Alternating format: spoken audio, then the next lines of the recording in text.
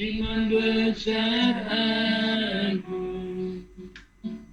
ku sanjung, kau lebih dari yang lain, dari yang lain, dan ku datang menyembahmu, Yesus.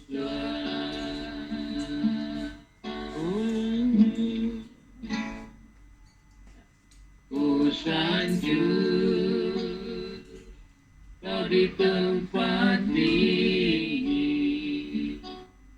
berpegang iman besar lagi. Ku sanjung kau lebih dari yang lain, dari yang lain, dan ku datang menyembahmu, Yesus.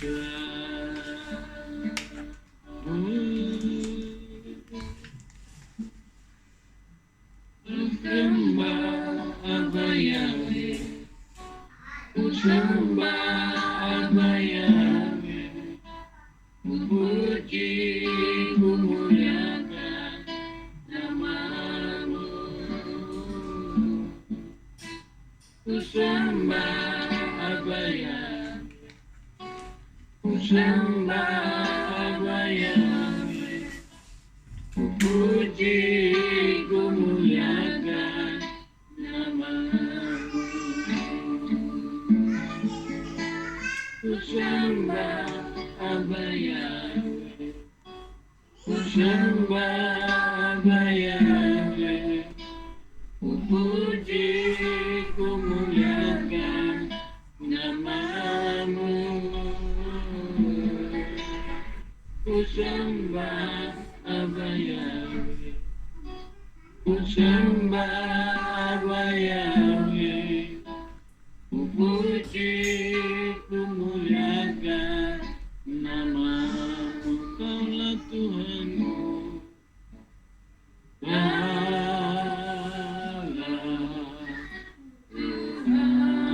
Tuhanku,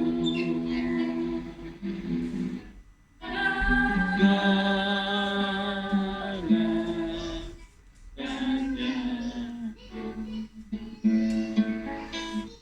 Kau yang termulia di bumi dan di surga. Ku sembah Abba Yahweh, ku sembah Abba Yahweh, ku puji, ku muliakan namamu. Ku sembah, ku sembah Kau Tuhan, ku puji, ku muliakan namamu. Ku puji, ku muliakan namamu. Ku puji, ku muliakan, ku puji, ku muliakan namamu.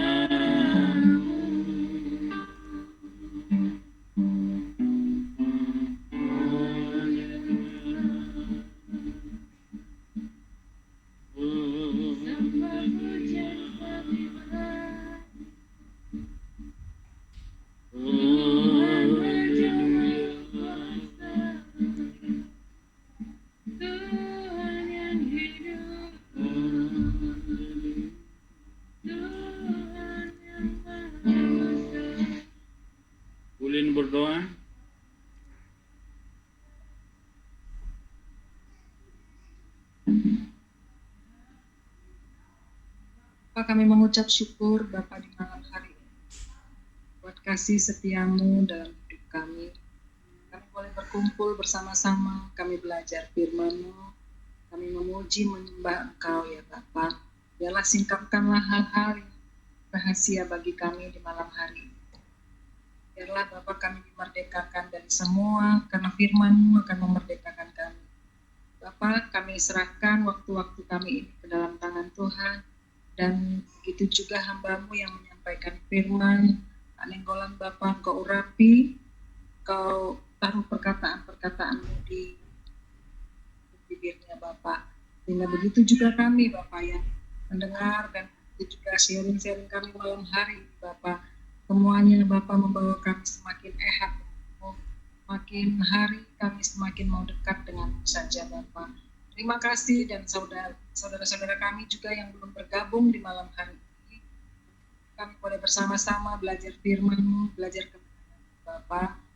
Terima kasih, kami serahkan semuanya ke dalam tangan Tuhan, di dalam nama Adonai Tuhan Masiah kami sudah berdoa dan bersyukur. Haleluya, amin. Amin. Shabbat Shalom buat Bapak Ibu semua. Bukan sama salam, hari berapa Pak? Selamat malam. Selamat Saya malam. Selamat malam. Ini Damaris, Pak Damaris atau Bu Damaris? Boleh buka camnya? Ibu Ya. Ibu Damaris. Ibu, ya. Ibu Damaris, soalnya ada teman yang baru masuk, namanya juga Damaris Bu. Jadi makanya Oh, Ibu. kebetulan dia laki-laki gitu Bu. Oh iya. Saya tanya, terima kasih Bu ya udah masuk. Gimana kabar di Manado? Udah pulang dari Manado? Atau masih di Manado nih Bu? Di Toraja Pak, bukan Manado. Oh, Di gitu, Toraja ya? Toraja. Iya. Ya sama lah, ambil Manado lah semua itu Bu. Kita nggak tahu daerah mana, yang penting daerah Sulawesi. Masih di mana Bu ya? Apa tuh Sudah ada di pulang, IKN? sudah di Ibu IKN. belum mengundang kita untuk 17-an Bu ke IKN. Ya bisa, Bapak kalau mau datang Ada undangan ke IKN. Ada undangan khusus dari Pak Jokowi ke kita Bu. Oke, kita mulai semuanya. Terima kasih buat Bu Ulin, Bu Anita, Bu Bella, Bu Lilis yang sudah bergabung, dan yang lain yang belum masuk. Kebetulan 2 minggu yang lalu ini tertunda. Sekarang kita belajar tentang prinsip kebenaran tentang perpuluhan. Jadi memang ini perpuluhan ini sekarang ini banyak yang jadi dilema. Khususnya di Mesianik pun ini pecah pengajarannya. Ada yang tidak mau, bahkan ada, tapi khusus untuk Mesianik bangsa-bangsa, bukan Mesianik Judaisme. Kalau Judaisme tetap mengajarkan. Hanya saya kasih judulnya prinsip kebenaran tentang perpuluhan. Kita baca pertama bersama-sama Matius 23 ayat 23. 2-3 ya. Celakalah kamu, hai ahli-ahli Taurat dan orang-orang Farisi, hai kamu orang-orang munafik, sebab persepuluhan dari selisih, adas manis dan jintan kamu bayar, tetapi yang terpenting dari hukum Taurat kamu abaikan, yaitu keadilan dan belas kasihan dan kesetiaan. Yang satu harus dilakukan dan yang lain jangan diabaikan. Ini salah satu prinsip tentang perpuluhan. Jadi salah satu perpuluhan itu, kalau kita mengembalikan perpuluhan, karena ini bukan membayar ya, tapi mengembalikan. Kalau kita mengembalikan perpuluhan itu salah satu, Tuhan membuka tingkap di langit dan mencurahkan berkat-Nya bagi setiap umat yang mengembalikan perpuluhan. Kedua, itu menghardik belalang pelahap, belalang pelompat, belalang pengerik, dan belalang pelahap. Jadi belalang itu ada 3 jenis belalang, pelompat, pelahap, pemindah 4 kalau nggak salah, dan pengerik dan pelahap. Ketiga ini yang dijamin oleh Tuhan. Kedua, untuk mengembalikan milik Tuhan, firman berkata, firman Bapa Yahweh sendiri berkata, ujilah aku. Jadi pertama sekali di dalam Torah, yang dimana kita bisa menguji Tuhan, itu hanya satu firman, yaitu tentang perpuluhan atau milik Tuhan. Jadi ini kita harus renungkan. Banyak orang di akhir zaman ini, aku sudah mengembalikan perpuluhan, tapi aku masih mengalami ini masih ada masalah. Jadi prinsipnya harus benar, harus ditangkap dulu. Karena perpuluhan mengembalikan milik Tuhan bukan menutup segala-galanya. Karena kita sudah belajar tentang Torah. Torah itu adalah pagar. Jadi dalam Torah itu ada 613 mispot atau perintah. Bahkan setiap perintah yang ditetapkan bagi kita, karena itu ada perintah untuk suku Lewi, ada untuk imam besar, ada khusus perintah untuk di tanah Israel, di tanah perjanjian. Jadi tidak semua yang 613 itu kita lakukan. Jadi ada itu perintah khusus untuk tanah perjanjian, itu tidak perlu kita lakukan. Contoh, sabak tanah. Kalau petani tidak perlu melakukan sabak tanah, karena kita bukan diberikan Tuhan tanah seperti di tanah perjanjian di Yerusalem. Lagi tentang korban-korban, itu tidak perlu kita lakukan karena kita tidak di Yerusalem. Karena kedua, tidak ada lagi bait suci. Jadi ada hal-hal sekarang di hari zaman ini, korban-korban yang diperuntukkan atau mispot yang diperuntukkan untuk bait suci, diadakan di bait suci, itu tidak perlu lagi dilakukan. Tapi di sini kita lihat bagaimana prinsip kebenaran tentang perpuluhan. Itu makanya ada orang-orang tertentu akhir zaman ini tidak lagi mengatakan kita tidak perlu lagi bayar perpuluhan karena tidak lagi suku Lewi, tidak lagi bait suci. Nah, firman-Nya dikatakan apa? Bawalah seluruh perpuluhan itu ke perbenaranku, ke bait suciku. Jadi itu nanti kita akan bahas di bawah. Jadi yang penting kita lihat apa? Prinsip perpuluhan ini dulu, prinsip kebenarannya. Jadi sekarang pegang dulu prinsip kebenarannya tentang perpuluhan. Jadi perpuluhan itu hanya ada di dalam Torah. Di dalam Torah, dan ini tidak ada dalam Brit Hadasa. Ini kita baca dari Matius 23 ayat 23, itu tidak berbicara tentang aturan-aturan main tentang perpuluhan. Tapi Tuhan itu Yesus Masia hanya mengingatkan, bahkan dikatakan celakalah kamu hai ahli-ahli Torah, termasuk ahli-ahli Torah dan orang-orang Farisi, hai kamu orang-orang munafik.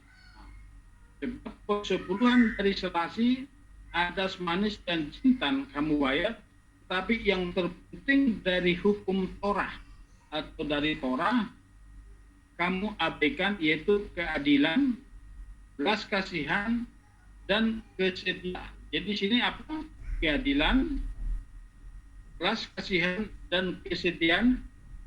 Itu makanya Yesus mengatakan kalau kita mengembalikan perpuluhan, kita menjadi munafik kalau kita mengabaikan ketiga hal ini. Apa tadi dikatakan? Keadilan, belas kasihan, dan kesetiaan. Kesetiaan itu kesetiaan kita untuk melakukan perintah, contoh beribadah Sabat 7 hari raya, melakukan ibadah sehari-hari secara pribadi. Itu kalau kita abaikan ibadah kita secara pribadi, termasuk di dalam rumah tangga kita, ya percuma kita melakukan persembahan mengembalikan milik Tuhan. Itu yang ditentang oleh Yesus Tuhan Mesias. Yang kedua, keadilan dan belas kasihan, termasuk kepada orang tua atau kepada orang-orang yang kita kasih, kepada sanak saudara kita. Karena di situ dikatakan apa? Kasihlah sesamamu manusia seperti dirimu sendiri. Jadi itu harus tetap kita jaga. Jadi keadilan itu kita sudah belajar. Ada 3 perintah. Hukim, coba disebutkan lagi, ada 3 tentang perintah. Siapa yang ingat? Hukim, mishpatim, dan edot. Jadi kita nggak bisa lepas dari 3 hal ini.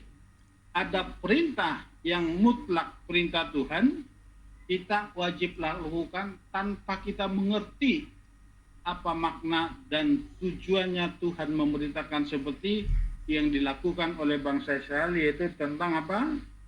Para aduma, yaitu lembu merah, yang dikatakan bahwa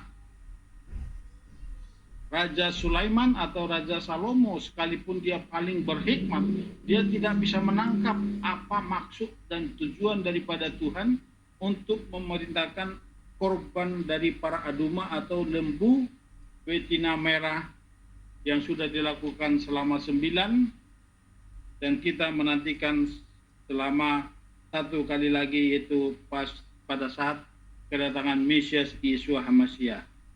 Oke, kita lanjutkan. Mengembalikan milik Tuhan atau perpuluhan, umat Tuhan mendapatkan berbagai hal. Itu tadi saya sudah sebutkan di atas. Pertama, mengembalikan milik Tuhan adalah menyenangkan hati Tuhan. Jadi salah satu menyenangkan cara untuk menyenangkan hati Tuhan itu apa? Mengembalikan miliknya dengan sukarela. Ini sudah kita pernah pelajari. Kenapa Tuhan tidak potong atas? Kenapa nggak dipotong langsung dari 10% diambil buat dia, diberikan berkat bagi kita 90%. Kenapa tidak begitu? Karena Tuhan kita menginginkan keikhlasan dan ketulusan kita dan kesetiaan kita untuk melakukan atau untuk menyenangkan hati Tuhan. Itu pertama. Kedua, mengembalikan milik Tuhan atau perpuluhan, salah satu jalan untuk kembali kepada Tuhan, hidup di dalam Torah. Jadi salah satu cara untuk hidup kembali dalam Tuhan apa? Itu mengembalikan milik Tuhan. Itu salah satu cara, jalan untuk mendekatkan diri kepada Tuhan. Yang ketiga, salah satu cara untuk menguji Tuhan akan kebenaran firman-Nya. Ini perhatikan ini. Salah satu cara untuk menguji Tuhan akan firman-Nya benar atau tidak, yaitu lewat perpuluhan. Jadi ini dalam hal perpuluhan milik Tuhan, kita bisa menguji Tuhan. Saya punya kesaksian dari teman saya. Teman saya punya kesaksian, dia bilang begini, kalau ini gara-gara perpuluhan ini kau harus bangkit berlaku-laku. Tapi kalau gara-gara perpuluhan ini aku harus bangkit, sekarang aku siap mengembalikan kepadamu ya Tuhan. Saat itu dikembalikan, dan dari situlah awalnya dia bangkit dari sisi ekonominya. Jadi dalam hal mengembalikan milik Tuhan, di situ kita boleh menguji Tuhan. Tetapi yang lain, keadilan, belas kasihan, dan kesetiaan jangan diabaikan. Tetap ingat itu, jangan jadi dikatakan oleh Yesus tadi, kamu munafik. Jangan sampai kita disebut munafik. Kita mengembalikan perpuluhan atau milik Tuhan, tetapi kita mengabaikan apa? Keadilan, belas kasihan, dan apa tadi? Dan kesetiaan itu harus tetap dijaga. Jadi bagi kita semua ini yang mungkin ada yang masih belum mengembalikan milik Tuhan. Kalau saya dulu, saya awal pertama sekali saya mengembalikan perpuluhan itu tahun 98. Di situ saya mengembalikan deg-degan jantung saya, tuk-tak itu jantungan saya. Kenapa saat itu saya ingat pertama sekali aku mengembalikan perpuluhan tahun 98 itu 180.000. Saat itu sudah banyak. Karena gaji pegawai negeri golongan 2 masih 200 apa berapa waktu itu. Jadi waktu saya kembalikan milik Tuhan itu saya dapat, saya kembalikan dan saya jantungan. Tapi karena saya sudah belajar kita bisa menguji Tuhan lewat perpuluhan. Di situ saya lihat bagaimana Tuhan menuntut saya terus memberkati pekerjaan. 1 tahun buka usaha bantal, itu 1 tahun dengan modal 4 juta tahun 98, itu saya bisa 1 tahun bisa beli mobil, sekalipun mobil bekas. Jadi itu untuk mengembalikan perpuluhan. Kita lihat kembali. Salah satu cara mengembalikan milik Tuhan adalah salah satu cara untuk menghalau. Ada 4 di sini ya, menghalau belalang pelahap, belalang pemindah, belalang pelompat, dan belalang pengerik. Jadi ada 4 belalang yang selalu mengganggu kehidupan, khususnya dalam materi ekonomi kita, yang tidak mengembalikan milik Tuhan. Jadi ini perlu kita pelajari.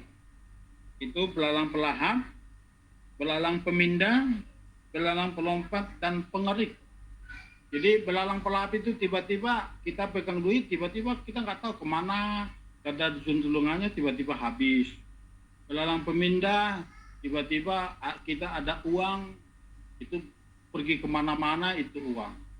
Kadang bangun rumah sakit. Yang ketiga, pelompat itu belalang pelompat. Tiba-tiba kita punya uang segepok, tiba-tiba ada saudara kita minjam, nggak dikembalikan, itu pemindah. Baru pengerik, tiba-tiba digerogoti pelan-pelan, digerogoti, itu pengerik. Ini belalang keempat inilah yang ditutup setelah kita mengembalikan milik Tuhan. Tapi ingat tadi apa? Keadilan, belas kasihan, dan kesetiaan tetap harus dijaga. Jadi bukan karena kita mengembalikan milik Tuhan, kita langsung bebas dari ujian-ujian yang lain. Termasuk Tuhan izinkan sakit penyakit, belum tentu karena apa? Kita nggak bisa menghakimi satu dengan yang lain. Belum tentu karena belalang pelahap, tetapi karena ujian daripada Tuhan atau Tuhan izinkan, seperti Ayub. Ayub tidak ada salah, tiba-tiba anak, semua hartanya dilenyapkan sekejap mata. Tetapi Tuhan sedang membentuk Ayub. Kita lihat Yusuf di Mesir, Yusuf yang taat. Tapi untuk memasuki destininya, ini kita lihat, ini perlu kita tangkap. Kita sudah mengembalikan milik Tuhan atau perpuluhan. Terkadang Tuhan masih izinkan masalah demi masalah dalam kehidupan kita, bukan karena dosa perpuluhan, tapi kenapa? Tuhan bentuk saudara dan saya untuk memasuki destiny kita atau tujuan daripada Tuhan untuk saudara dan saya. Jadi belum tentu orang gagal dalam ekonomi, belum tentu karena tidak bayar perpuluhan, tapi ada maksud dan rencana Tuhan dalam hidup nyata. Itu salah satu apa? Mau dipakai Tuhan. Jadi tiba-tiba melakukan ini gagal. Bukan karena tidak mengembalikan milik Tuhan, tetapi ada satu rencana Tuhan di dalam hidupnya. Yang pertama sekali, tanda-tanda orang yang mau dipakai Tuhan, mau dipakai dahsyat dan luar biasa apa? Pertama-tama dari ekonomi.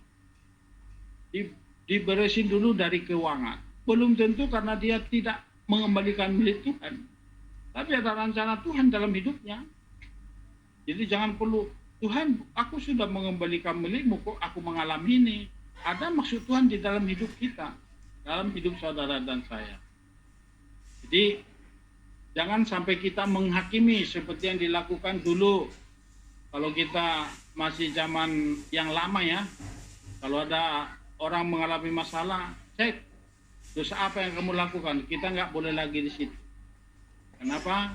Di setiap rancangan Tuhan, Tuhan punya cara untuk membentuk pribadi lepas pribadi. Bahkan kalau kita lihat, ada orang-orang tertentu melanggar Torah, tidak dihukum Tuhan, tapi ada rancangan Tuhan dalam hidupnya. Contoh, abad yang lalu kita belajar tentang apa? Pinehas. Membunuh 2 jiwa itu dosa apa enggak? Apa melanggar Torah? Itu kan Pinehas melanggar Torah kan? Melanggar apa bukan? Membunuh 2 orang, 1 Israel, 1 Midian.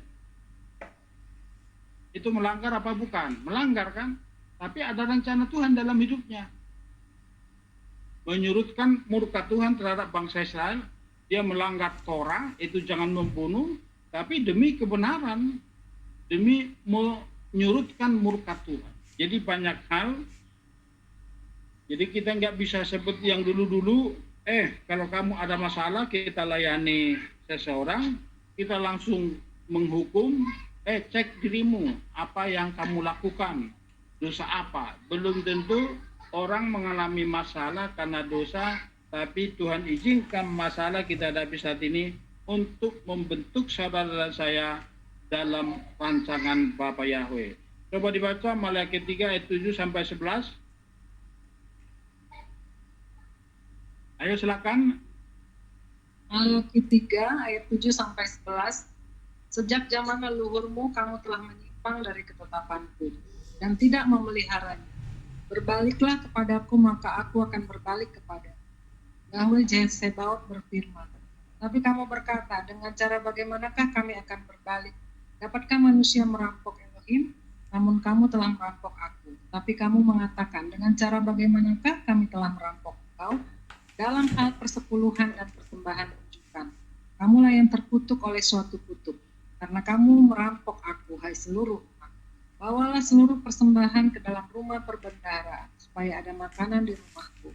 Dan sekarang ujilah aku dengan cara itu. Yahweh Sebaot berfirman, apakah aku tidak akan membuka bagimu tingkap-tingkap langit dan mencurahkan berkat sampai berkelimpahan, dan aku akan mengusir pelahap bagimu supaya tidak merusakkan hasil tanah, atau merontokkan buah anggurmu di ladang. Yahweh Sebaot berfirman. Ya, dikatakan di situ, bawalah seluruh persembahan persepuluhan ke rumahku. Itu perintah. Karena saat itu bangsa Israel mengabaikan bait suci, hanya bangsa Israel mengalami suatu penderitaan yang luar biasa. Bahkan di kitab Yoel dikatakan, coba dibaca kitab Yoel 1 ayat 4. Ayo yang lain gantian. 1 ayat 4, apa yang ditinggalkan belalang pengerik telah dimakan belalang pindahan, apa yang ditinggalkan belalang pindahan telah dimakan belalang pelompat, dan apa yang ditinggalkan belalang pelompat telah dimakan belalang pelahap. Jadi dia apa yang tinggal itu dihabisin semua. Itu pernah dialami bangsa Israel. Tetapi waktu mereka datang membawa kembali persembahan milik Tuhan sendiri, itu makanya tadi di atas dikatakan apa? Salah satu cara untuk mendekat kepada Tuhan itu apa? Mengembalikan miliknya, itu persepuluhan. Dan dikatakan di situ juga ada di atas, tadi dikatakan ujilah aku, itu salah satu. Itu tentang persembahan perpuluhan. Di situ kita bisa menguji Tuhan. Supaya apa? Supaya kita bisa membuktikan, supaya kita jangan ragu bahwa sungguh Tuhan luar biasa memelihara hidup saudara dan saya. Kalau kita benar-benar mengembalikan milik Tuhan, baru ingat setelah kita mengembalikan milik Tuhan, yang lain juga jangan diabaikan. Itu apa? Keadilan, belas kasihan, dan kesetiaan. Kesetiaan dalam arti beribadah. Belas kasihan kepada sesama, itu konsep areput. Satu dengan yang lain harus saling menjaga. Itu areput atau mesurit nepes. Konsep areput, mesurit nepes itu harus tetap dijaga. Di dalam konsep ibadah saudara kita itu Judaism. Kita lanjutkan. Kita lihat ya. Pertama tadi apa? Itu apa yang dimakan belalang pengerik, apa yang ditinggalkan belalang pengerik telah dimakan belalang pelahap pindahan, apa yang ditinggalkan belalang pindahan telah dimakan belalang pelompat, dan apa yang ditinggalkan belalang pelompat telah dimakan belalang pelahap. Artinya apa? Ada suatu kengerian khususnya di dalam tanam-tanaman pada saat itu. Mungkin saat ini kita bisa katakan di dalam perekonomian. Tapi puji Tuhan, kalau kita setia mengembalikan perpuluhan, pemeliharaan Tuhan sungguh dahsyat dan luar biasa. Amin. Itu yang perlu kita jaga. Jadi kami sungguh menikmati bagaimana pemeliharaan Tuhan. Waktu 2006, saya sudah mengambil komitmen untuk meninggalkan pekerjaan. Jadi pulang dari Yerusalem 2007, Januari 2007, saya sudah dan kami sekeluarga benar-benar berserah total sama Tuhan. Tidak bekerja hidup di ibu kota negara ini. Mungkin saudara tahu semua, yang di Jakarta, Bu Anita, Bu Bella, Bu Ulin, Bu Lilis tahu bagaimana kehidupan di Jakarta. Tahun 2006 sampai saya dapat nama Papa tahun 2010 sampai 2013, kami benar-benar hidup hanya berserah kepada Papa. Tapi 2010 dapat nama Papa, otomatis pelayanan bubar semua. Karena pelayanan waktu itu masih pakai nama yang lama, karena kita di ministry pelepasan dan inner healing itu harus pakai nama Allah, jadi otomatis begitu kita buka nama Yahweh itu bubar pelayanan. Jadi otomatis kita belum ada komunitas. Bapak Ibu semua saat ini sudah ada komunitas di mana-mana. Kalau dulu masih sangat sepi, kayak belum ada komunitas lah. Jadi kita harus pergi ke Bekasi, harus pergi ke kota, di Beos kita bikin persekutuan, ngumpul dari mana-mana. Situlah kita mulai. Akhirnya tahun 2013 kita terjun lagi ke dunia usaha karena kebutuhan anak-anak sudah mulai masuk SMP. Waktu itu anak pertama Lince sudah mulai masuk SMP. Dari 2013 sampai 2018 itu mulai COVID, kita tetap usaha. Tapi 2019 itu setelah COVID, disitulah saya kembali berdoa, apa Tuhan rancanganmu di balik COVID ini. Itulah saya berdoa sungguh-sungguh kembali sama Tuhan, dan ternyata Tuhan punya rencana lain. Inilah yang terjadi sekarang, ternyata buka kehilat. Dan setelah Tuhan menggerakkan seseorang itu, Pak Jeffrey menelepon saya di tempat Bu Ulin, kita buka kehilat KBK semula-mula, dengan tidak ada keraguan, saya langsung berserah kembali sama Tuhan. Kenapa saya berani berserah kembali kepada Tuhan seperti saat ini? Karena saya sudah punya pengalaman di tahun 2007 sampai 2013 tinggal di ibu kota Jakarta, anak-anak sekolah 3, tidak ada pelayanan apapun, saya tidak bergabung dengan gereja. Jadi hanya panggilan, ada yang manggil kita melayani. Kalau tidak ada panggilan, diam di rumah hanya berdoa. Jadi saya bisa buktikan, saya bisa nyatakan saat ini bahwa firman ini benar-benar adalah hidup. Jadi saudaraku semua yang ada di Zoom ini, baik pun nanti yang melihat lewat YouTube, yakin dan percaya bahwa firman itu hidup. Harus kita buktikan bahwa firman itu benar-benar nyata di dalam kehidupan kita.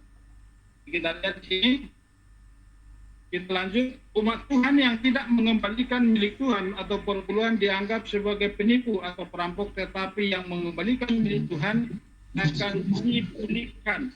Jadi apapun pengalaman atau pergumulan saudara saat ini, apapun ujian, kalau memang mungkin ada saat ini tentang perpuluhan, inilah waktunya hidup kita semua akan dipulihkan. Amin. Kita baca Malaki 3 ayat 8.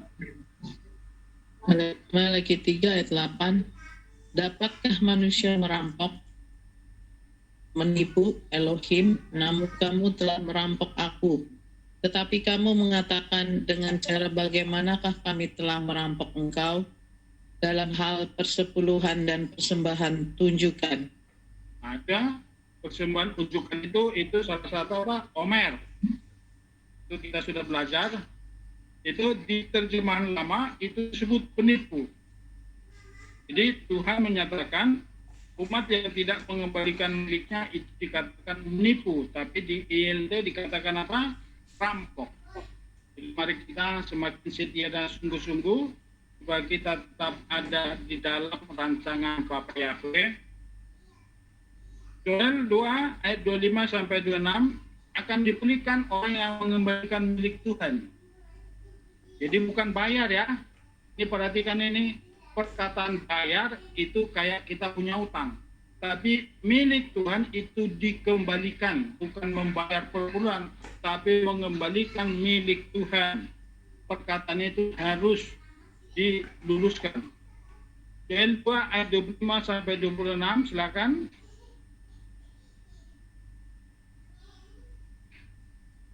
Ayo Bu Linis, yang lain.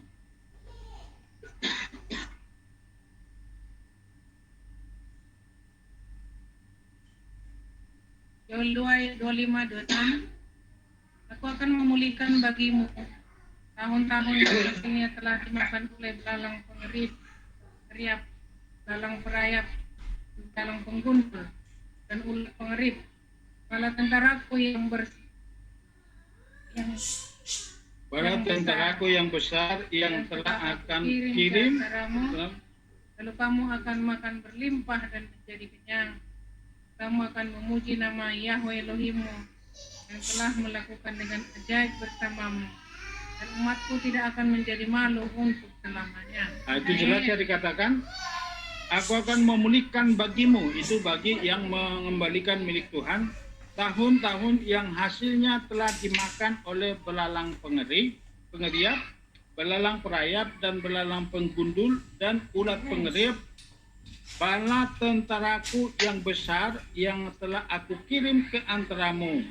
Jadi itu kalau kita mengembalikan itu sudah kita mengerti ya, satu mispot yang paling kecil sekalipun kita lakukan, apa yang Tuhan kirim dari surga upah kita? Ayo, coba dijawab. Kalau kita melakukan satu mispot atau satu perintah, apa yang Tuhan kirim pertama sekali upah bagi kita? Malaikat, Pak. Malaikat melayani kita. Malaikat baik untuk melayani kita. Apalagi masalah perpuluhan, bukan mispot biasa-biasa. Tapi ini adalah perintah salah satu menyenangkan hati Tuhan. Bahkan kita di sini dikatakan apa? Kita bisa menguji Tuhan. Makanya Tuhan langsung kirim apa? Pasukan bala tentaranya yang besar. Coba bayangkan, kalau pasukan tentara surga yang besar, berarti siapa yang dikirim? Malaikat. Malaikat siapa itu? Malaikat yang besar. Mikael, Yang dikatakan oleh Yesua, musuhkah kau apa lawan? Musuhkah kau atau kawan? Siapa itu? bukan. Apa namanya itu? Waktu mau menghancurkan tembok Jericho. Ayo, sering ini. Siapa itu? Malaikat yang besar. Malaikat Mikael, pasukan malaikat Mikael. Itu yang dikirim kalau saudara mengembalikan milik Tuhan. Jadi nanti dihalau semua. Kerugian-kerugian, belalang-pelap harus habis semua dari kehidupan kita. Jadi dulu waktu kita tahun 2007 sampai 2013 itu ada seorang anak Tuhan dari Bogor, sekarang masih hidup, yang selalu setia mengembalikan milik Tuhan bagi kita. Dan dia sangat heran, anak-anak gemuk-gemuk. Bahkan setiap dia mau pertama sekali dia mengembalikan milik Tuhan, Tuhan bikin gelisah. Dia bilang apa? Waktu dia berdoa mau mengembalikan milik Tuhan, dia selalu lihat di amplopnya itu ada wajah saya. Hanya dari Bogor, dia bukan langsung ke kantornya, tapi tiba-tiba dia ujuk-ujuk nyampe ke rumah ini pagi-pagi. Ada apa kamu, Pak Nainggolan? Aku gelisah banget tadi. Aku disuruh Tuhan ke sini. Gak tahu apa maksud Tuhan nyuruh kamu ke sini. Itu namanya bumesan. Nanti ada waktu saya suruh datang ke sini atau kita nanti main ke tempatnya, itu luar biasa, kesetiaannya luar biasa. Anak-anaknya juga sangat diberkati Tuhan. Jadi itulah kalau kita benar-benar hidup dalam kebenaran, jangan pernah takut, jangan pernah gentar. Tuhan itu luar biasa. Itu makanya sering saya khotbahkan dulu, buat pusing. Kita harus membuat Tuhan yang pusing. Jadi kalau perut kita ini lapar kan, kepala kita yang pusing kan. Jadi kalau hidup saudara yang taat akan Torah ada masalah, siapa yang pusing? Coba renungkan. Siapa yang kita buat pusing? Ya kepala kita sendiri, yaitu Yeshua HaMashiach. Asalkan kita setia dan taat melakukan firman. Nah kita lanjut. Jadi saudara yakin dan percaya pasti Tuhan pulihkan. Apapun beban-beban kehidupan saudara saat ini, pasti Tuhan pulihkan. Katakan amin. Ini tidak ada yang kebetulan. Malam ini kita belajar tentang perpuluhan. Tapi ingat ada hal-hal yang lain. Bukan masalah milik Tuhan, tapi kesetiaan, keadilan, dan belas kasihan harus tetap kita jalankan. Kita lanjut asal mula perpuluhan. Ini awal dari perpuluhan. Pertama, Abraham mengembalikan perpuluhan kepada Melkisedek. Jadi di dalam Torah, Abraham pertama sekali yang melakukan atau mengembalikan milik Tuhan, memberikan milik Tuhan kepada Melkisedek. Itu saat Abraham membebaskan Lot dan mengambil jarahan dari raja-raja yang dihancurkan oleh Abraham. Tiba-tiba Melkisedek langsung datang. Jadi Melkisedek ini, supaya saudara tahu, Melkisedek ini adalah Sem.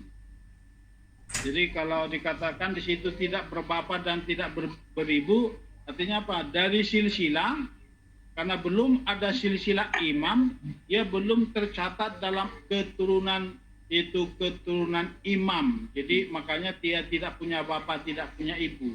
Aslinya dia adalah Sem, yang disebut jadi Melkisedek. Coba dibaca Kejadian 14 ayat 18 sampai 20.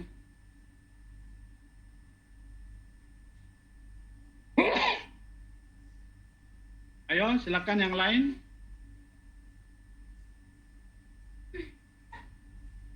Kejadian 14 ayat 18 sampai 20.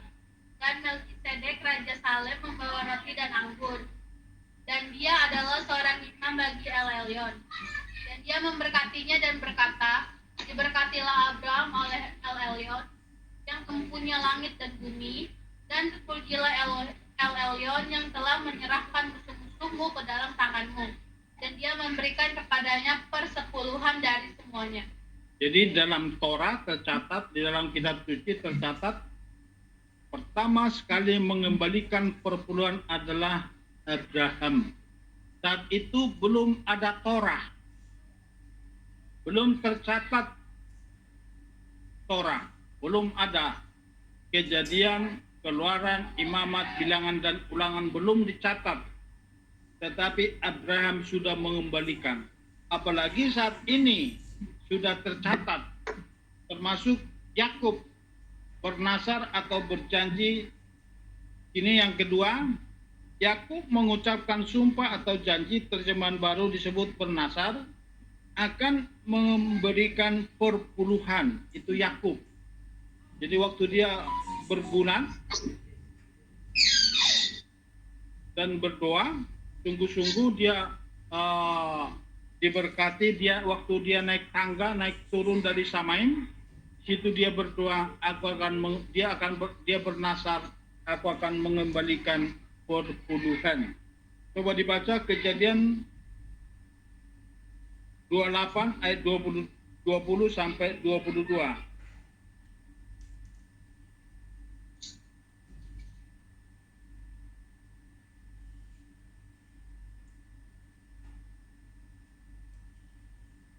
Kejadian 28 ayat 20 sampai 22.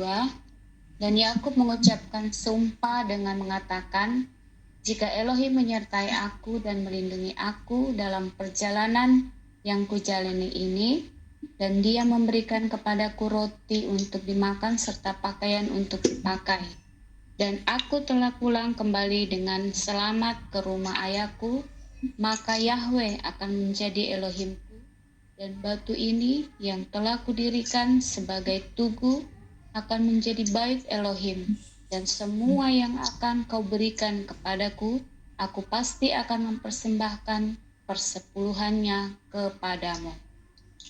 Itu nasar atau sumpah. Di sini sebut sumpah. Jadi itu kalau sudah bernasar atau sudah bersumpah di sini, pasti Yakub melakukan ini. Karena bangsa Israel tidak berani melanggar nasar. Karena apa? Orang yang melanggar nasar resikonya sangat berbahaya. Itu makanya siapa yang pernah bernasar?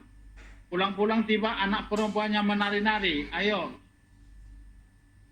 Joh, Bapak namanya Joh. Dia disuruh berperang, diminta jadi panglima. Dia pulang-pulang setelah menang siapa? Gila. Yefta bukan Bileam. Yefta yang tadinya dia menjadi gerombolan, tiba-tiba bangsa Israel meminta dia menjadi panglima perang, dan dia bernasar bagi Tuhan. Kalau engkau berikan aku kemenangan, kalau aku pulang ke rumahku, apa yang keluar dari rumahku pertama sekali akan ku berikan kepadamu. Tiba-tiba dia pulang setelah mengalahkan musuh, anaknya perempuan keluar menyambut Yefta, menari-nari sampai dia luar biasa, bahkan sampai putri-putri Yerusalem menangisi kegadisan daripada anak Yefta. Jadi kalau bagi bangsa Israel, nasar itu sangat sulit untuk dibatalkan, wajib dilakukan. Itu salah satu gambaran. Jadi kalau ini Yakub sudah mengerti kebenaran, sekalipun saat itu Torah belum ditulis, tapi Torah lisan sudah ada. Torah lisan sudah ada, turun-temurun, itu mulai dari Abraham, itu sudah terus Tuhan berjanji, itu makanya Abraham memberikan milik Tuhan, Yakub sudah melakukan yang sama, Ishak pun pasti melakukannya. Kenapa? Itu sudah turun-temurun diajarkan. Jadi ini pasti dilakukan oleh Yakub. Baru selanjutnya, Musa menuliskannya di dalam Torah menjadi ketetapan dan peraturan bagi bangsa Israel dan bagi bangsa-bangsa yang menggabungkan diri bagi bangsa Israel. Jadi ini menjadi ketetapan dan peraturan bagi umat Israel setelah turun di Gunung Sinai, dituliskan oleh Mose. Tapi bukan ujuk-ujuk ini turun di Gunung Sinai, tapi sebelumnya Abraham pun dan Yakub sudah melakukan hal yang sama. Apa yang sudah diterima oleh Musa itu hanya sebagai peneguhan apa yang sudah dilakukan oleh Abraham bapak leluhur mereka. Boleh baca Imamat 27 30 sampai 34.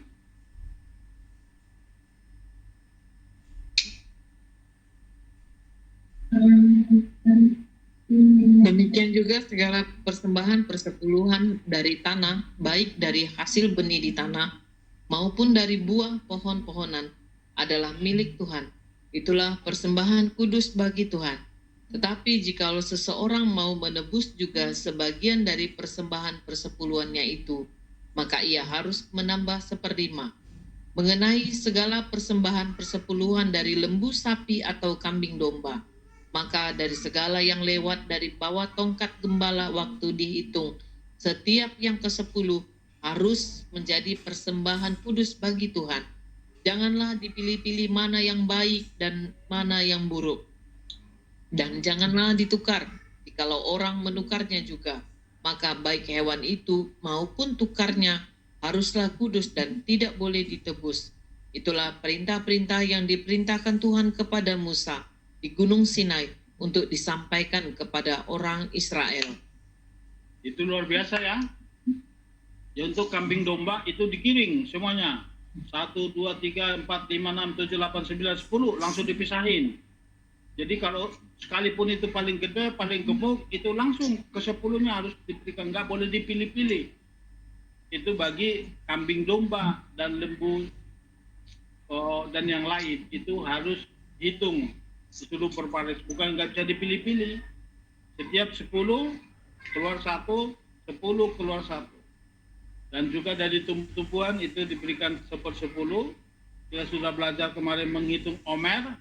Kalau untuk omer itu sampai 2 sampai 3% itu sekitar 3 atau berapa liter ya kemarin itu, 3 sampai 3 liter.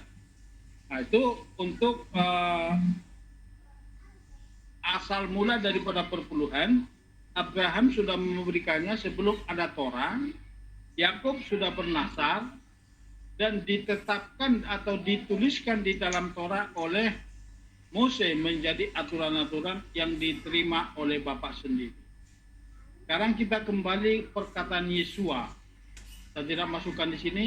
Kembali kita Matius 5 ayat 17. Jadi 1 iota pun dari Torah, termasuk persembahan persepuluhan, itu tidak ada yang dibatalkan. Ini menjadi pegangan saudara dan saya. Apa perkataan Yesua tentang Torah?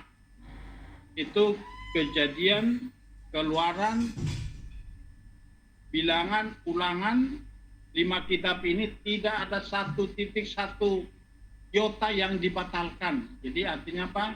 Termasuk persembahan perpuluhan milik Tuhan tetap dijalankan sampai langit baru dan bumi baru datang. Nah, selanjutnya, kepada siapa kita mengembalikan milik Tuhan atau perpuluhan? Perpuluhan pertama Ma'aser Rishon, khusus untuk suku Lewi.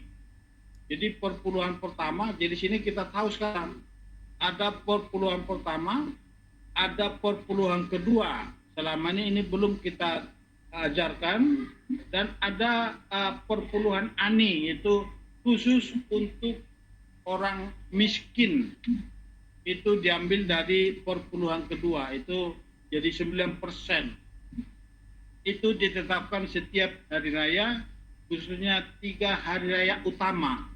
Di situ kita wajib memberikan persembahan, itu disebut persembahan kedua, yaitu Ma'aser Seni. Ini masa perpuluhan pertama itu khusus untuk suku Lewi. Jadi dikembalikan kepada suku Lewi dan dibawa ke Bait Suci. Bilangan itu ya, jadi ada 2 perpuluhan ya. Kepada siapa kita mengembalikan perpuluhan, yaitu perpuluhan pertama Ma'aser Rishon, khusus untuk suku Lewi. Jadi nanti suku Lewi memberikan 10% kepada Imam Harun. Jadi kalau kita sekarang di Mesianik, di zaman ini, setiap gembala mengembalikan kepada apa? Sinode. Itulah sekarang menjadi imam besar kita. Jadi setiap, kalau sekarang kita jadi dari setiap persembahan, bukan hanya perpuluhan, tapi dari setiap persembahan, karena itu sudah aturan sinode, kita kembalikan kepada sinode. Dari perpuluhan dan juga dari persembahan, itu semua 10% kita kembalikan kepada sinode. Bilangan 18 ayat 21 sampai 24. Bilangan 18 ayat 21 sampai 24. Mengenai Bani Lewi, sesungguhnya aku berikan kepada mereka segala persembahan perpuluhan di antara orang-orang Israel yang memiliki pusakanya untuk membalas pekerjaan yang dilakukan mereka. Pekerjaan pada kemah pertemuan. Maka janganlah lagi orang Israel mendekat kepada kemah pertemuan sehingga mereka mendatangkan dosa kepada dirinya lalu mati. Tetapi orang Lewi, merekalah yang harus melakukan pekerjaan pada kemah pertemuan dan mereka harus menanggung akibat kesalahan mereka. Itulah suatu ketetapan untuk selama-lamanya. Bagimu turun-temurun, mereka tidak akan mendapat milik pusaka di tengah-tengah orang Israel. Sebab persembahan perpuluhan yang dipersembahkan orang Israel kepada Tuhan sebagai persembahan khusus diberikan kepada orang Lewi sebagai milik pusakanya. Itulah sebabnya aku telah berfirman tentang mereka. Mereka tidak akan mendapat milik pusaka di tengah-tengah orang Israel. Amin. Itu salah satu perintah Tuhan kepada suku Lewi. Ini banyak ditafsir secara harfiah oleh banyak anak-anak Tuhan dari zaman. Mungkin saudara sudah pernah ketemu yang sudah anti tentang perpuluhan. Bahkan kalau nggak salah di tempat kita ini dulu ada masuk ke sana, tapi ya kita jelaskan tetap tergantung keputusan masing-masing. Jadi sekarang suku Lewi, sekarang kita tangkaplah salah satu Lewi ini adalah yang sudah dikhususkan untuk pekerjaan Tuhan itu untuk mengurus bait suci. Kedua, satu alasan saudara kita yang sudah anti dengan perpuluhan apa? Karena tidak adanya lagi bait suci. Itu makanya tadi saya kasih di atas judulnya apa? Prinsip kebenaran tentang perpuluhan. Kebenarannya apa? Memang tidak ada lagi bait suci. Tidak jelas lagi siapa suku Lewi yang melakukan pekerjaan Tuhan saat ini. Tetapi kita ingat Pardes. Siapa yang ingat Pardes? Pardes, P, Remes, Ras, dan Sot. Jadi pertama apa? Secara literal. Kedua, indikasinya. Yang ketiga, kiasan. Yang keempat, rahasia. Selalu ada rahasia di dalam Torah. Di dalam setiap mispot itu selalu ada rahasia. Jadi kalau kita menafsirkan secara harafiah, memang tidak ada salahnya kalau orang sudah sekarang ada yang menjadi anti akan perpuluhan. Secara dia tafsirkan secara harafiah. Kenapa? Tidak ada lagi bait suci, tidak ada lagi suku Lewi yang jelas melakukan pekerjaan Tuhan. Tetapi sekarang kita lihat secara rahasia. Kenapa tidak ada lagi bait suci? Kenapa? Karena pekerjaan Tuhan sudah terbuka bagi semua bangsa-bangsa satu. Dan 2000 tahun, saudara kita bangsa Israel tertutup, bahkan menutup diri. Terbukalah bangsa-bangsa. Jadi sekarang kita diluruskan kembali ke akar Ibrani. Jadi kita lebih lagi belajar. Bukan dipaksakan. Tapi benar-benar karena kita mengasihi Tuhan. Kalau dulu kan kita ditagi-tagi. Mana yang belum, bahkan sampai ada pakai nomor kode-kode. Yang belum mengembalikan itu ditagi loh. Bersyukurlah saudara yang sudah keluar dari situ. Mungkin ada yang kena seperti itu. Tapi sekarang kita hanya apa? Mengajarkan Torah. Torah yang bekerja buat saudara dan saya supaya kita melakukannya. Jangankan persembahan persepuluhan. Hidup saudara dan saya pun kita serahkan hanya untuk Tuhan. Jadi orang yang sudah mengerti kebenaran, jangankan persepuluhan. Hidupnya pun diserahkan sama Tuhan. Itu yang disebut konsep mesirut nepes. Jadi konsep areput kita saling mengasihi satu dengan yang lain.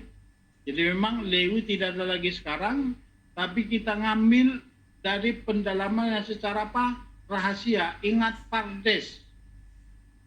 Pesat itu secara harafiah, remes indikasi, ras itu kiasan, sot itu rahasia.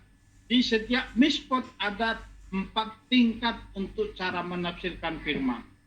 Jadi kalau ada sekarang yang anti, itu makanya tadi saya ingatkan apa? Matius 5 ayat 17 sampai dengan 20. Ingat itu. Yesus sendiri tidak membatalkan termasuk perpuluhan.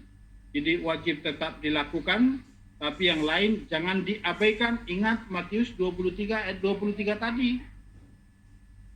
Jadi dia diingatkan oleh Tuhan, Yesus sendiri mengecam oleh ahli-ahli Taurat dan orang-orang Farisi. Ini ahli-ahli loh, dikecam. Kenapa?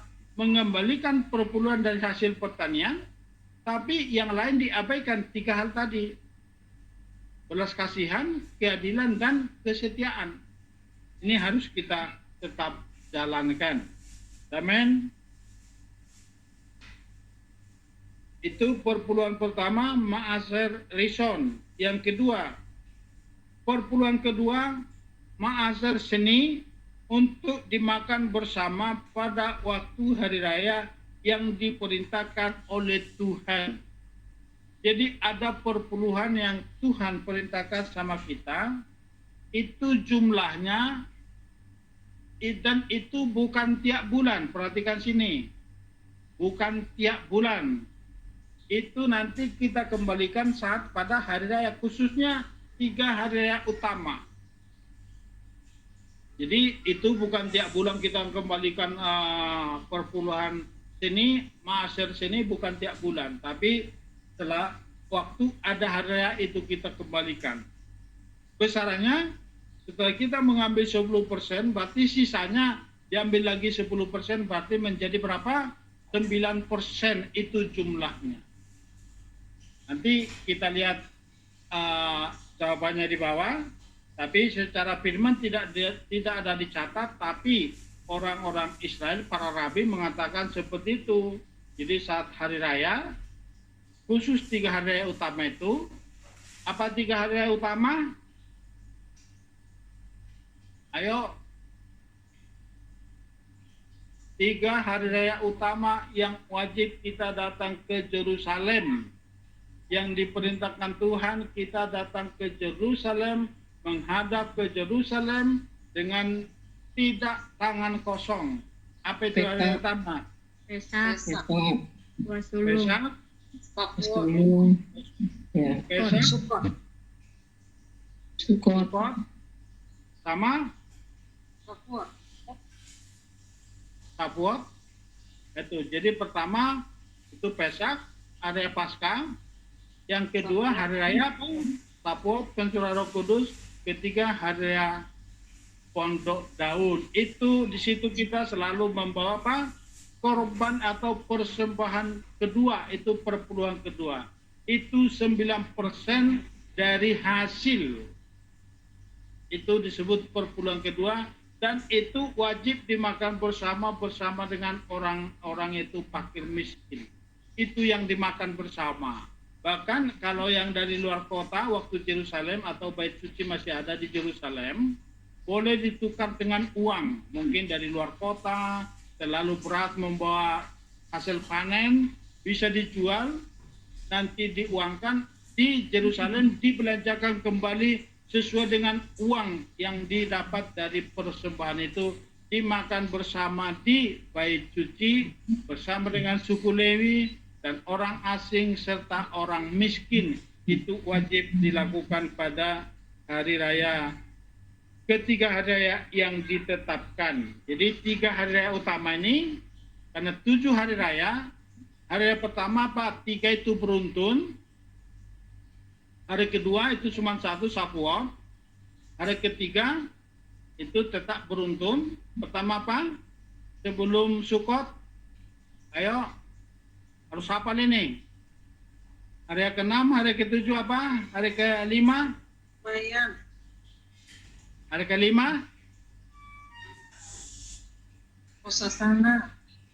Rosasana. Hari ke-6? Pendamaian. Pendamaian. Baru Sukot, sukacita yang luar biasa. Itu ya, harus diingat. Boleh dibaca Ulangan 16 ayat 16, 3 hari utama. Di sini kita membawa perpuluhan kedua. Itu disebut Maaser Seni.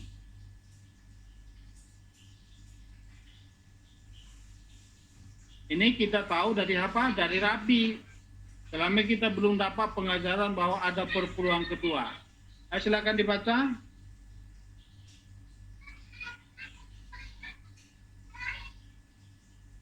Ulangan 16 ayat 16.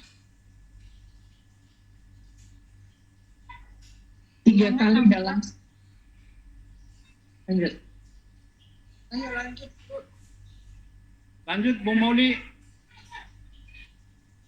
3 kali dalam setahun setiap laki-laki di antaramu harus terlihat di hadapan Yahweh Elohimmu di tempat yang akan dia pilih, yaitu pada hari raya roti tidak beragi dan pada hari raya 7 pekan dan pada hari raya Sukot. Namun dia tidak boleh terlihat di hadapan Yahweh dengan tangan hampa. Di sini jadi nggak boleh dengan tangan hampa. Itu saat itulah kita membawa persembahan persepuluhan kedua. Ma'aser Seni namanya di dalam bahasa Ibrani. Jadi selama ini kita buta akan pengajaran ini, tapi karena kita sudah belajar pada rabi-rabi, kita dibukakan. Puji Bapa Yahweh, tidak ada yang kata terlambat. Sebelum Mesias datang, kita berdoa supaya di hari raya tahun depan kita bisa lakukan 3 hari raya ini. Karena 2 hari raya kita sudah lewati dan kita belum melakukan ini. Kenapa? Saya belum pernah membukakan pengajaran ini. Jadi nanti hari pondok daun, saudara boleh lakukan ini. Dan di hari raya inilah, di dalam persembahan kedua ini, saudara bisa memberitahukan kepada Tuhan. Perhatikan sini. Di persembahan perpuluhan kedua ini, saudara bisa mengajukan kepada Tuhan. Tuhan, aku sudah lakukan semua perintah-perintahmu, termasuk persembahan perpuluhan kedua. Saat itu kita bisa langsung ajukan sama Tuhan. Berkatilah umatmu Israel. Aku tidak ada satu yang saya abaikan pun dari perintah-perintahmu. Semua telah aku lakukan. Jadi setelah kita selesai mengembalikan perpuluhan kedua, itu saat hari raya roti tidak beragi, hari raya Sapuot, dan hari raya pondok daun. Saat itulah kita menyerukannya kepada Tuhan. Tuhan, aku sudah lakukan. Perpuluhan pertama itu 10% itu kita menguji Tuhan. Tapi perpuluhan kedua kita sedang mengajukan bahwa memberitahukan kepada Tuhan bahwa kita taat melakukan perintahnya. Supaya dia jangan melupakan kita, tapi supaya dia melihat ke bawah dan mengingat apa yang sudah kita lakukan. Itu saat hari raya Sapuot, Pesak, Sapuot, dan hari raya Sukot itu boleh kita lakukan. Ulangan 14 ayat 12. Jadi itu dimakan ya. Jadi nanti Sukot makanya kita makan besar. Setiap hari raya kita selalu makan. Dan itulah dari persembahan umat. Ulangan 14 ayat 23. Ulangan 14 ayat 23, dan engkau harus makan di hadapan Yahweh Elohimmu di tempat yang akan dia pilih untuk membuat namanya berdiam di sana. Persepuluhan dari gandummu, dari anggurmu, dan minyak, atau dari anak-anak sulung lembumu dan dombamu, supaya engkau belajar takut kepada Yahweh Elohim sepanjang masa. Nah itu saat kita 3 hari raya itu, kita membawa persembahan perpuluhan kedua. Habis itu nanti kita ajak orang miskin makan, boleh bersama-sama. Orang asing itu bisa kita lakukan. Tapi habis itu kita ajukan memberitahukannya kepada Tuhan. Kita lihat kedua, persembahan untuk orang miskin. Ini diambil dari apa? Perpuluhan kedua. Kedua tadi itu langsung dari sana. Ma'aser Ani, saatnya untuk menyerukan kepada Abah Yahweh bahwa kita melakukan semua yang diperintahkannya agar Tuhan melihat ke bawah. Perhatikan sini, agar Tuhan melihat dari atas ke bawah dan mencurahkan berkat-Nya dengan berkelimpahan atas umat-Nya Israel. Itu makanya di atas tadi di Ulangan 14 ayat 23, dan engkau harus makan di hadapan Yahweh Elohimmu di tempat yang dipilih untuk membuat namanya berdiam di sana. Persepuluhan dari gandimu itu bersama dengan orang-orang Lewi, orang miskin, orang asing boleh makan di situ. Itu makanya setiap hari raya Sukot, hari raya Pesak, dan hari raya pondok daun kita selalu makan besar. Itu kenapa kita membawa persembahan kedua, perpuluhan kedua. Boleh dibaca, kita lanjutkan ya. Itu tadi Ulangan 14 ayat 23. Nah kita lihat, Judaisme saat ini tetap mengajarkan perpuluhan dalam bentuk uang, bukan hanya dari hasil pertanian. Tujuannya adalah, lihat sini, jadi kita dapat pengajaran ini adalah dari Rabi. Makanya kita tahu apa? Perpuluhan pertama, perpuluhan kedua, dan untuk orang miskin itu diambil dari perpuluhan kedua. Itu dimakan bersama-sama. Jadi Judaisme pun mengatakan melakukan pengajaran ini tujuannya adalah untuk menegakkan disiplin rohani sebagai pelaku Torah. Jadi ini sebagai pelaku Torah, Perpuluhan dalam bentuk uang disebut ma'aser kesapim. Sinagog digunakan untuk orang miskin, beli buku, dan untuk orang-orang yang giat belajar dan mengajar Torah. Perhatikan, bukan lagi dikhususkan kepada suku Lewi, tetapi diperuntukkan untuk apa? Untuk orang miskin. Kedua apa? Orang yang giat belajar Torah dan untuk yang mengajar Torah. Kalau sekarang kita lihat bukan lagi hanya suku Lewi yang giat untuk belajar dan mengajar Torah. 12 suku Israel itu semuanya giat belajar Torah dan mengajar Torah. Jadi kalau Judaism atau Mesianik termasuk Ortodoks saat ini tetap mengajarkan untuk mengembalikan milik Tuhan.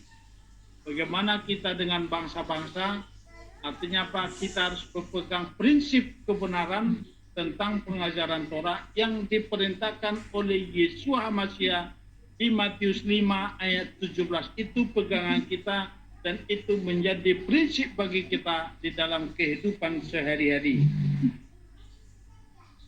Nah, kita lanjut. Bagaimana dengan kita, orang percaya dari bangsa-bangsa saat ini? Apakah kita diwajibkan untuk mengembalikan perpuluhan? Jawabannya ya dan tidak. Itu makanya saya katakan apa? Sekarang ini ada dua versi. Termasuk gereja-gereja, termasuk Mesianik saat ini, ada yang sudah anti dan ada yang masih tetap melakukan. Jawabannya ya dan tidak. Pertama, tidak kalau kita melihat Torah secara harafiah. Lihat saudara dan saya lihat sini, kalau saudara dan saya menafsirkan firman ini secara harafiah, itu yang dikatakan tadi pardes, tahap, pesat, atau secara harafiah, ini bisa kita lakukan secara tidak.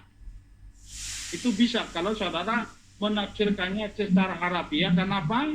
Karena Lewi sekarang tidak ada, karena bait suci memang tidak ada lagi. Tapi ambil makna rohaninya. Bait suci sudah diubah menjadi apa? Tubuh saudara dan saya.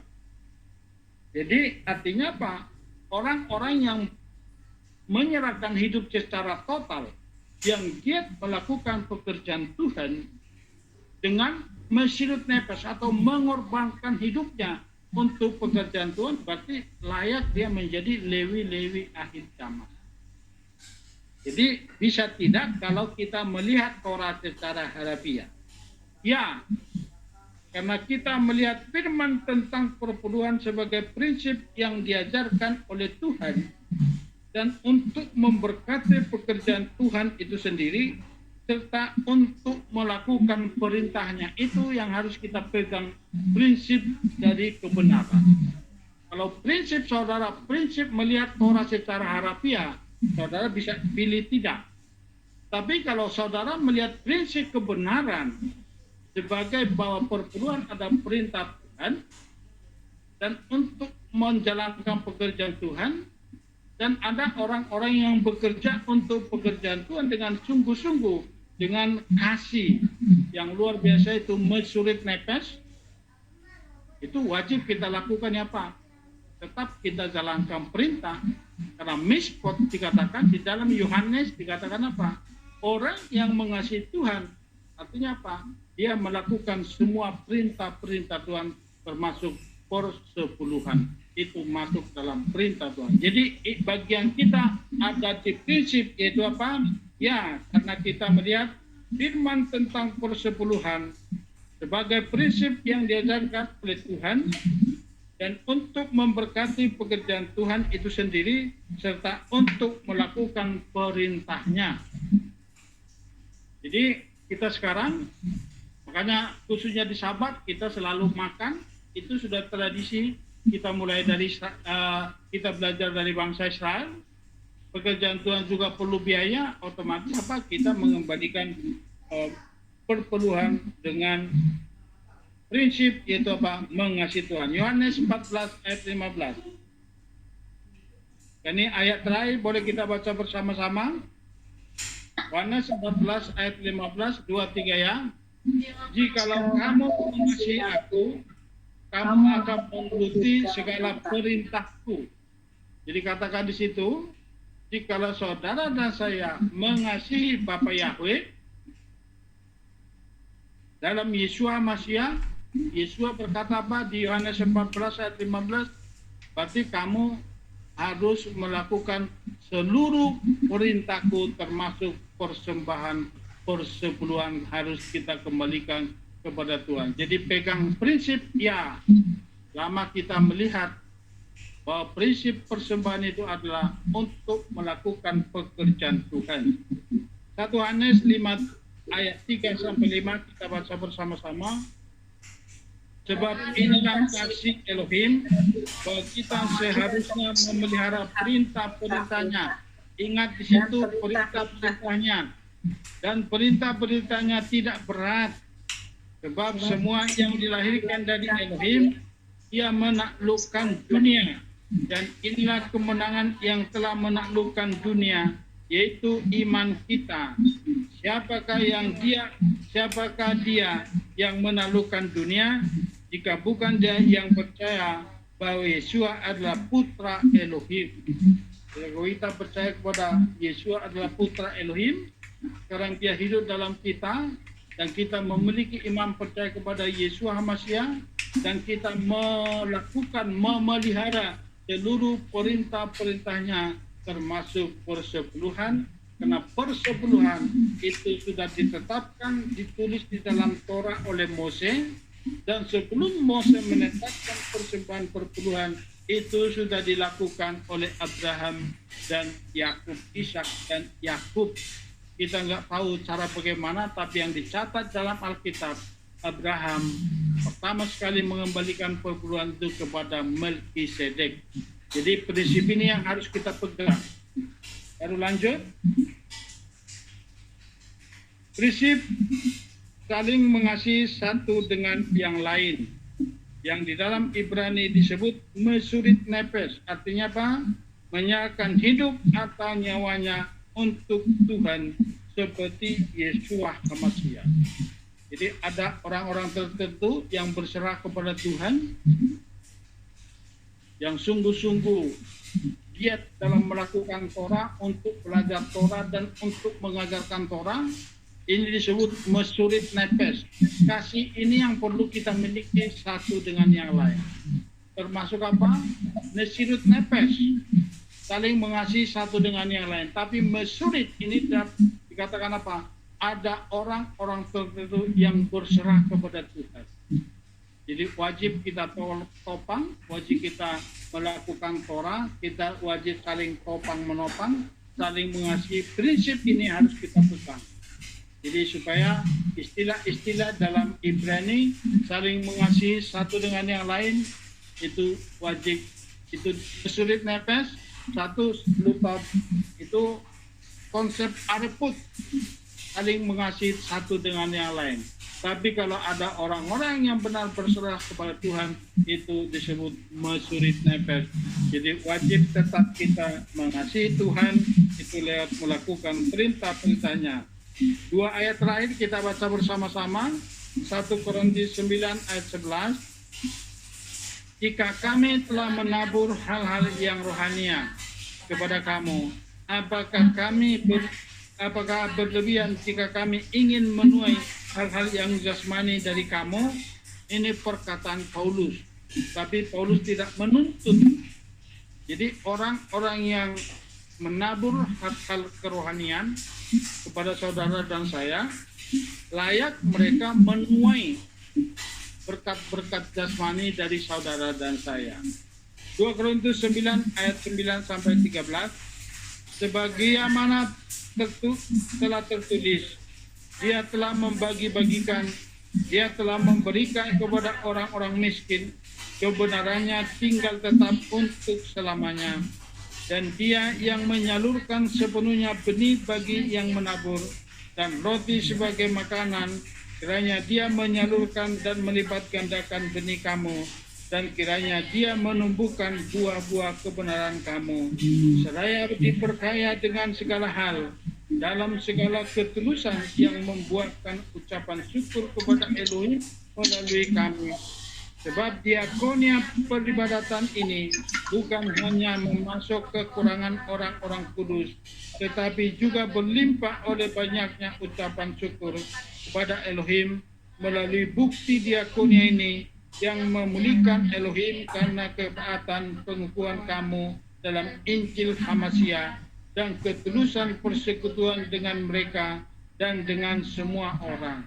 Jadi Paulus menekankan diakonia. Diakonia termasuk persepuluhan yang kita berikan. Kenapa? Jangan saudara pernah takut, karena Tuhanlah yang memberikan benih, termasuk milik Tuhan yang kita kembalikan itu menjadi benih kembali untuk Tuhan memberkati hidup saudara dan saya, dan Tuhanlah yang memberikan roti untuk kita makan. Jadi kalau kita setia mengembalikan milik Tuhan, saudara dan saya pasti dipelihara dengan dahsyat dan luar biasa. Dan situ tadi apa? Saat kita mengembalikan perpuluhan dengan setia, kita bisa mengingatkan Tuhan. Tuhan, ingatlah, supaya Tuhan mengingat dan melihat kembali apa yang sudah kita lakukan. Bahwa kita melakukan perintah-perintahnya, dan kita pasti diberkati dengan dahsyat dan luar biasa. Ini tentang persepuluhan, jadi ingat prinsipnya, semua kita wajib melakukan. Jadi jangan kita ngambil yang tidak seperti yang dilakukan banyak di luar sana, tapi bila kita melakukan, tapi benar-benar kita lakukan karena kita mengasihi Tuhan. Tandanya kita mengasihi Tuhan itu kita melakukan perintah-perintahnya. Ingat, bukan karena kita melakukan, mengembalikan milik Tuhan, kita langsung bebas dari setiap pergumulan dan masalah yang lain. Belum tentu. Kenapa? Ada rancangan Tuhan di dalam hidup saudara. Kita sudah setia mengembalikan milik Tuhan, terkadang Tuhan izinkan kembali terjadi penyakit. Bukan saudara untuk diambil oleh belalang pelompat, tapi itu cara Tuhan untuk menguatkan iman saudara kepada Tuhan, seperti yang dialami oleh Ayub. Ada masalah seperti yang dialami Yusuf, dia harus masuk penjara, dia dibuang sumur. Jadi orang-orang pilihan itu selalu dibentuk dengan masalah demi masalah. Justru lewat persoalan itulah kita semakin dekat sama Tuhan. Ingat selalu, orang-orang pilihan selalu dibentuk dari materi. Awal itu bentukan awal. Saya mungkin saudara saat ini mengalami beban kehidupan khususnya dalam ekonomi. Jangan takut, bukan karena saudara tidak taat persepuluhan. Ingat ini, tapi ada rancangan Tuhan di balik setiap masalah yang kita hadapi. Tinggal sekarang angkat di hadapan Bapa. Tuhan, apa rancanganmu di balik ini semua? Berikan aku kekuatan, buka mata hatiku, buka mata jiwaku untuk melihat anugerahmu di balik masalah yang ku alami saat ini. Karena aku tahu Engkau memberikan ini untuk menguatkan dan meneguhkan rancanganmu di dalam kehidupanku. Jadi kalau nanti sudah selesai, kita akan melihat cara Tuhan dahsyat dan luar biasa. Puji Tuhan, Tuhan memberkati kita semua. Sekarang kita buka ruang sharing, atau ada pertanyaan, silakan. Apa Yahweh memberkati kita semua. Amin. Mungkin ada yang mau sharing, silakan, atau mungkin bersaksi.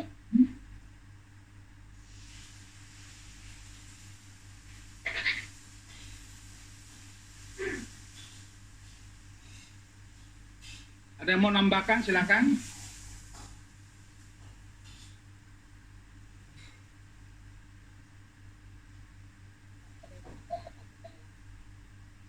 Ya,